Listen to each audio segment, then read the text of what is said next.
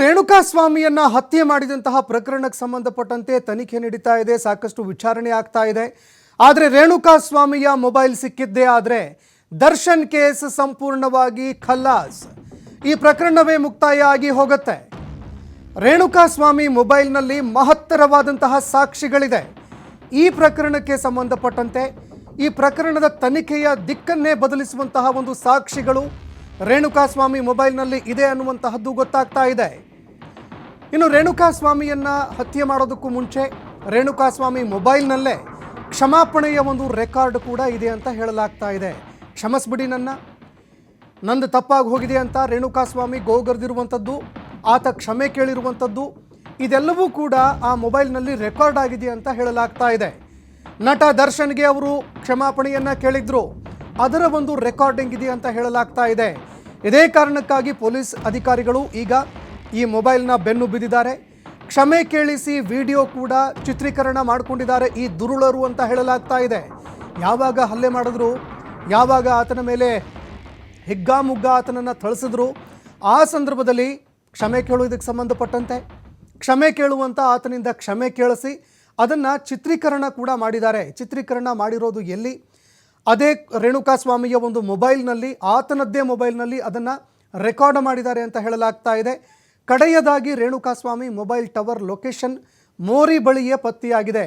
ಅಂದರೆ ಈ ಯಾವ ಮೋರಿಯ ಪಕ್ಕದಲ್ಲಿ ಆತನ ಮೃತದೇಹವನ್ನು ಬೀಸಾಡಿ ಹೋಗಿದ್ರು, ಅದೇ ಒಂದು ಮೋರಿಯ ಬಳಿಯಲ್ಲಿ ಕೊನೆಯ ಬಾರಿಗೆ ಆತನ ಮೊಬೈಲ್ನ ಟವರ್ ಡಂಪ್ ಲೊಕೇಶನ್ ತೋರಿಸ್ತಾ ಇದೆ.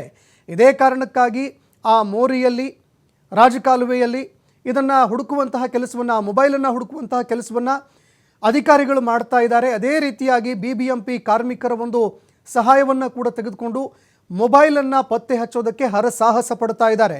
ಇನ್ನು ಚಿತ್ರಹಿಂಸೆ ಕೊಟ್ಟಿದ್ದನ್ನು ರೇಣುಕಾ ಸ್ವಾಮಿ ಮೊಬೈಲ್ನಲ್ಲೇ ರೆಕಾರ್ಡ್ ಏನಾದರೂ ಮಾಡಲಾಗಿತ್ತಾ? ಯಾಕಂದರೆ ಕ್ಷಮಾಪಣೆ ಕೇಳಿಸಿದ್ದಾರೆ, ಆತನ ಮೇಲೆ ಹಲ್ಲೆ ಮಾಡಿದ್ದಾರೆ, ಹಲ್ಲೆ ಮಾಡ್ತಾ ಮಾಡ್ತಾ ಆತನಿಂದ ಕ್ಷಮಾಪಣೆ ಕೇಳಿಸಿದ್ದಾರೆ ಅಂತಂದರೆ ಚಿತ್ರಹಿಂಸೆ ಕೊಟ್ಟಿದ್ದು, ಆತನಿಗೆ ಹೊಡೆದಿರುವಂಥದ್ದು, ಟಾರ್ಚರ್ ಮಾಡಿದ್ದು, ಸುಟ್ಟ ಗಾಯಗಳು, ಅದೇ ರೀತಿಯಾಗಿ ಆತನಿಗೆ ಕರೆಂಟ್ ಶಾಕ್ ಕೊಟ್ಟಿರುವಂಥದ್ದು, ಇದೆಲ್ಲವನ್ನು ನೋಡ್ತಾ ಹೋದರೆ ಏನೆಲ್ಲ ಚಿತ್ರಹಿಂಸೆ ಕೊಟ್ಟರು, ಎಷ್ಟೆಲ್ಲ ಆತನಿಗೆ ಹಿಂಸೆಯನ್ನು ಕೊಟ್ಟರು, ನರಳಾಡಿಸಿದ್ರು, ಅದೆಲ್ಲವೂ ಕೂಡ ರೇಣುಕಾ ಸ್ವಾಮಿ ಮೊಬೈಲ್ನಲ್ಲೇ ರೆಕಾರ್ಡ್ ಏನಾದರೂ ಆಗಿದೆಯಾ? ಈ ರೀತಿಯಾದಂತಹ ಒಂದು ಅನುಮಾನ ಈಗ ಕಾಡ್ತಾ ಇದೆ. ಸಾಯುವವರೆಗೆ ಇದನ್ನು ನೀನು ಡಿಲೀಟ್ ಮಾಡಬಾರ್ದು ಅಂತ ಆವಾಜ್ ಕೂಡ ಹಾಕಿದ್ರಂತೆ. ಚಿತ್ರಹಿಂಸೆ ನೀಡಿರುವಂತಹ ವಿಡಿಯೋವನ್ನು ರೆಕಾರ್ಡ್ ಮಾಡಿರೋದೇ ರೇಣುಕಾ ಸ್ವಾಮಿ ಮೊಬೈಲ್ನಲ್ಲಿ ಅನ್ನುವಂತಹ ಮಾತುಗಳು ಕೇಳಿಬರ್ತಾ ಇದೆ. ಇನ್ನೊಂದು ಸಾರಿ ಬಾಸ್ ವಿಚಾರಕ್ಕೆ ಬರಬೇಡ ಅಂತ ಚಿತ್ರಹಿಂಸೆ ಕೊಟ್ಟಿದ್ರಂತೆ. ಈ ಬಗ್ಗೆ ಮತ್ತಷ್ಟು ಮಾಹಿತಿ ಕೊಡ್ತಾ ಹೋಗ್ತಾರೆ ಪ್ರತಿನಿಧಿ ಸಂತೋಷ್ ಪಟೇಲ್, ಫೋನ್ ಸಂಪರ್ಕದಲ್ಲಿ ಜಾಯ್ನ್ ಆಗಿದ್ದಾರೆ. ಸಂತೋಷ್, ಪ್ರಕರಣಕ್ಕೆ ಸಂಬಂಧಪಟ್ಟಂತೆ ಮಹತ್ತರವಾದಂತಹ ಸಾಕ್ಷಿ, ಈ ಪ್ರಕರಣದ ದಿಕ್ಕೇ ಬದಲಾಗಿ ಹೋಗುತ್ತೆ ಅಂತ ಹೇಳಿದ್ರು ಕೂಡ ತಪ್ಪಾಗೋದಿಲ್ಲ. ಆ ಮೊಬೈಲ್ನ ಹುಡುಕಾಟಕ್ಕಾಗಿ ಈಗ ಪೊಲೀಸ್ ಅಧಿಕಾರಿಗಳು ಮುಂದಾಗ್ತಾ ಇದ್ದಾರೆ. ಮೊಬೈಲ್ನಲ್ಲಿ ಏನಿರುವಂತಹ ಸಾಧ್ಯತೆ ಇದೆ? ಮೊಬೈಲ್ಸ್ಗೆ ಸಂಬಂಧಪಟ್ಟಂತೆ ಏನೆಲ್ಲ ಅಪ್ಡೇಟ್ ಸಿಕ್ಕಿದೆ ಅಂತ? ಸಂತೋಷ್, ಈಗಾಗಲೇ ಏನು ರೇಣುಕಾ ಸ್ವಾಮಿ ಹತ್ಯೆ ಪ್ರಕರಣಕ್ಕೆ ಸಂಬಂಧಪಟ್ಟ ಹಾಗೆ ಪ್ರಮುಖ ಸಾಕ್ಷಿಗಳಿಗೆ ಕೆಲವು ತಾಂತ್ರಿಕ ಅಂಶಗಳನ್ನ, ಸಾಕ್ಷ್ಯಗಳನ್ನ ಕಲೆ ಹಾಕಿರುವಂತದ್ದು. ಇದರಲ್ಲಿ ಪ್ರಮುಖವಾಗಿ ಏನು ರೇಣುಕಾ ಸ್ವಾಮಿಗೆ ಹಲ್ಲೆಯನ್ನ ಮಾಡ್ತಾರೆ. ನಾನು ಮೊದಲು ಕೂಡ ಹೇಳ್ತಾ ಇದ್ದೆ, ಈ ರೇಣುಕಾ ಸ್ವಾಮಿಗೆ ಹಲ್ಲೆ ಮಾಡುವಂತ ದೃಶ್ಯಗಳನ್ನ ಅವರ ಆಪ್ತರಾದ್ರಲ್ಲಿ ಕೆಲವರು ವಿಡಿಯೋಗಳನ್ನ ರೆಕಾರ್ಡ್ ಮಾಡಿದ್ರು ಅಂತ. ಅಂದ್ರೆ ಡಿ ಬಾಸ್ ವಿಚಾರಕ್ಕೆ ಬಂದ್ರೆ ಏನಾಗುತ್ತೆ, ಸೊ ಅದು ಮಾದರಿ ಆಗ್ಬೇಕು, ಅದು ಗೊತ್ತಾಗ್ಬೇಕು ಎಲ್ರಿಗೂ ಸೊ ಅಂತ ತೋರಿಸ್ಲಿಕ್ಕೆ ರೇಣುಕಾ ಸ್ವಾಮಿಗೆ ಹಲ್ಲೆಯನ್ನ ಮಾಡುವ ವಿಡಿಯೋಗಳನ್ನ ಮಾಡಿದ್ರು, ಫೋಟೋಗಳನ್ನ ತೆಗೆದಿದ್ರು. ಅವನ ಪರಿಸ್ಥಿತಿ ಹೇಗಿತ್ತು ಅಂತೇಳಿ ಮತ್ತೆ ಯಾರಾದ್ರೂ ವಿಚಾರಕ್ಕೆ ಬಂದ್ರೆ ಅವ್ರಿಗೆ ಗೊತ್ತಾಗ್ಬೇಕು, ಹೀಗಾಗಿ ಅದನ್ನ ವಿಡಿಯೋ ಮಾಡ್ಬೇಕು ಅಂತೇಳಿ ಅವ್ರ ಆಪ್ತರು ವಿಡಿಯೋನ ಮಾಡಿದ್ರು ಅನ್ನೋ ಮಾಹಿತಿ ಲಭ್ಯವಾಗ್ತಾ ಇರುವಂತದ್ದು. ಅದ್ರಲ್ಲೂ ಅವ್ರ ಆಪ್ತ ನಾಗ ಏನಿದ್ದಾನೆ ಆತನೇ ವಿಡಿಯೋವನ್ನ ಮಾಡಿ ಇಟ್ಕೊಂಡಿದ್ದ ಅನ್ನೋ ಮಾಹಿತಿ ಕೂಡ ಲಭ್ಯವಾಗ್ತಾ ಇರುವಂತದ್ದು. ಇನ್ನು ಆ ವಿಡಿಯೋಗಳನ್ನ ರೇಣುಕಾ ಸ್ವಾಮಿಗೆ ಕಿಡ್ನಾಪ್ ಮಾಡಿ ಕರ್ಕೊಂಡು ಬಂದ ಬಳಿಕ ಹಲ್ಲೆಯನ್ನು ಮಾಡುವಂತ ಸಂದರ್ಭದಲ್ಲಿ ಆತನ ಮೊಬೈಲ್ನಲ್ಲೂ ಕೂಡ ವಿಡಿಯೋಗಳನ್ನ ಮಾಡಿದ್ರು.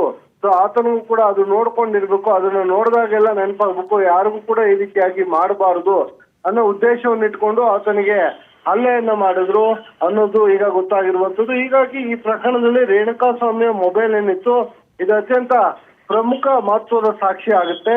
ಹೀಗಾಗಿ ಅದಕ್ಕೆ ಹುಡುಕಾಟವನ್ನು ಪೊಲೀಸರು ನಡೆಸ್ತಾ ಇದ್ರು. ಆದ್ರೆ ಯಾವಾಗ ರೇಣುಕಾ ಸ್ವಾಮಿ ಹತ್ಯೆ ಆಗುತ್ತೆ, ಹತ್ಯೆ ಆದ ಬಳಿಕ ಮೃತದೇಹವನ್ನ ಎಷ್ಟರ ಬಳಿಕ 3 ಬಳಿಕ ಸೊ ಈತನ ಬಳಿದಂತ ಮೊಬೈಲ್ ಕೂಡ ಡಿಸ್ಪೋಸಲ್ ಮಾಡಿರುವಂತದ್ದು. ಅದನ್ನು ಕೂಡ ನಿನ್ನೆ ಏನು ರಾಜಕಾಲುವೆಯಲ್ಲಿ ಎಷ್ಟರ ಬಗ್ಗೆ ಅವರು ಮಾಹಿತಿಯನ್ನ ಕೊಡ್ತಾರೆ. ಮಾಹಿತಿಯನ್ನ ಕೊಟ್ಟ ಬಳಿಕ ಪೊಲೀಸರು ಬಿಬಿಎಂಪಿ ಸಿಬ್ಬಂದಿಗಳ ಒಂದು ಸಹಾಯವನ್ನ ಪಡ್ಕೊಂಡು ಅಲ್ಲಿ ಮೊಬೈಲ್ ಅನ್ನು ಹುಡುಕಾಟವನ್ನು ಶೋಧವನ್ನು ನಡೆಸ್ತಾರೆ. ಆದ್ರೆ ಮೊಬೈಲ್ ಕೂಡ ಸಿಗೋದಿಲ್ಲ. ಸೊ ಒಂದ್ ವೇಳೆ ಆ ಮೊಬೈಲ್ ಸಿಕ್ಕಿದ್ದೇ ಆದಲ್ಲಿ ಅತ್ಯಂತ ಪ್ರಮುಖವಾದ ಎವಿಡೆನ್ಸ್ ಅದು ಆಗಲಿದೆ ಅನ್ನೋದು ಇಲ್ಲಿ ಪೊಲೀಸರಿಗೆ ಗೊತ್ತಿರುವಂತದ್ದು. ಅದರ ಜೊತೆಗೆ ಬೇರೆ ಮೊಬೈಲ್ ಅಂದ್ರೆ ದರ್ಶನ್ನ ಕೆಲ ಆಪ್ತರ ಮೊಬೈಲ್ ನಲ್ಲೂ ಕೂಡ ಈತನಿಗೆ ಏನು ರೇಣುಕಾಸ್ವಾಮಿ ಏನಿದ್ದಾನೆ ಆತನಿಗೆ ಹಲ್ಲೆ ಮಾಡ್ತಿರುವಂತ ದೃಶ್ಯಗಳನ್ನ ಸೆರೆ ಹಿಡಿದಿದ್ದಾರೆ ಅನ್ನೋ ಮಾಹಿತಿ ಲಭ್ಯವಾಗ್ತಾ ಇರುವಂತದ್ದು. ಹೀಗಾಗಿ ಪೊಲೀಸರು ಒಟ್ಟಾರೆಯಾಗಿ ಆತನಿಗೆ ಹಲ್ಲೆ ಮಾಡ್ತಾ ಇರುವಂತ ವಿಡಿಯೋಗಳನ್ನ ಕಲೆ ಹಾಕಿದ್ರೆ ಅದು ಅತ್ಯಂತ ಪ್ರಮುಖ ಸಾಕ್ಷಿ ಆಗುತ್ತೆ. ಯಾರೆಲ್ಲ ಹಲ್ಲೆಯನ್ನು ಮಾಡಿದ್ರು ಅನ್ನೋದು ಕೂಡ ಅದ್ರಲ್ಲಿ ಗೊತ್ತಾಗುತ್ತೆ. ಈ ಕಾರಣಕ್ಕಾಗಿ ಅದನ್ನ ರಿಟ್ರೀವ್ ಮಾಡ್ಲಿಕ್ಕೆ ಪೊಲೀಸರು ಸಾಕಷ್ಟು ಪ್ರಯತ್ನವನ್ನು ಪಡ್ತಿದ್ದಾರೆ. ಆದ್ರೆ ರೇಣುಕಾಸ್ವಾಮಿ ಮೊಬೈಲೇ ಸಿಕ್ಕಿದ್ರೆ ಸೊ ಈಗೇನು ಈಗಾಗಲೇ ಹೇಳ್ತಾ ಇರುವಂತದ್ದು ರೇಣುಕಾಸ್ವಾಮಿ ಈ ರೀತಿಯಾಗಿ ನಿಮಗೆ ಅಶ್ಲೀಲವಾಗಿ ಮೆಸೇಜ್ ಅನ್ನು ಕಳಿಸ್ತಾ ಫೋಟೋವನ್ನ ಕಳಿಸ್ತಾ ಸೊ ಹೀಗಾಗಿ ಆತನ್ನ ಕಿಡ್ನಾಪ್ ಮಾಡಿದ್ರು, ವಾರ್ನ್ ಮಾಡ್ಲಿಕ್ಕೆ ಕರ್ಕೊಂಡ್ ಬಂದಿದ್ರು, ಅಲ್ಲೇನ ಮಾಡಿದ್ರು. ಈ ಟೈಮಲ್ಲಿ ಸತ್ತೋದ ಅಂತ ಹೇಳ್ತಾ ಇದ್ದಾರೆ. ಆದ್ರೆ ಆತ ಚಾಟ್ ಮಾಡಿರೋ ಚಾಟ್ ಇದುವರೆಗೂ ಯಾರಿಗೂ ಸಿಕ್ಕಿಲ್ಲ. ಇನ್ನ ಇವರ ಕಡೆ ಇರುವಂತಹ ಚಾಟ್ಸ್ ಏನಿದೆ ಆರೋಪಿಗಳ ಕಡೆಯಲ್ಲಿ ಸೊ ಅದು ಎಷ್ಟು ಮಟ್ಟಿಗೆ ಜೆನ್ಯನ್ ಆಗಿರುತ್ತೆ ಅನ್ನೋದು ಕೂಡ ಪೊಲೀಸರು ಪರಿಶೀಲನೆಯನ್ನ ಮಾಡಬೇಕಾಗುತ್ತೆ. ಹೀಗಾಗಿ ರೇಣುಕಾಸ್ವಾಮಿಯ ಮೊಬೈಲ್ ಅತ್ಯಂತ ಮಹತ್ವದ ಸಾಕ್ಷಿ ಆಗಿತ್ತು.